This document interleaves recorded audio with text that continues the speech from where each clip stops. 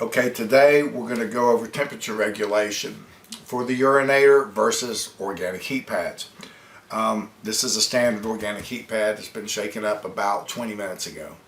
And we're looking at the temperature and, which is the superior method of maintaining the proper urine temperature. And I've got a thermometer here, and I'm going to take the temperature of this is standard across the board hot hands. It's 116 degrees. Now, if you do the urinator and you separate it from the bag, when you take its temperature, this one here is basically reading the same thing. It's 110 degrees. The difference is the hot hands does not have a brain. It is not going to know when to turn off. So, the temperature of the fluid in the bag will try to stabilize at the same temperature that that pad is at.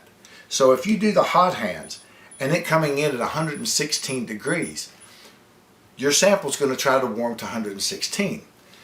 But when you use the urinator and the heating pad is against the fluid bag, this metal rod that goes down into the fluid bag monitors the temperature and cuts the heating pad on and off. Then you don't have to look.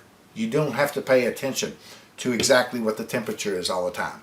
Basically, the urinator is plug and play. You plug it in, you see for the first time that it's reading the right temperature. You don't have to look up again. If they have you sitting in a waiting room for 30 minutes, you don't have to worry. It will be at 98.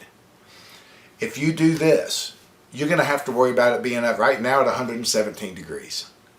This is the problem. If you look at a lot of the products that are on the market, a lot of the prosthetic devices, they're saying it can take up to an hour just to reach temperature. And then it basically says, make sure to keep checking it. Make sure it's going to be at 98. You have to keep checking.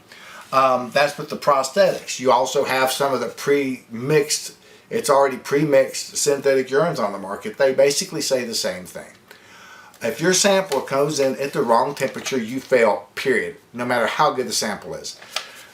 And when it comes to temperature regulation, there is no way anybody with a brain could say that this right here, piece of hot hands that you just basically shake up and let the oxygen activate it, is going to equal the same regulation properties as electronics, digital electronics.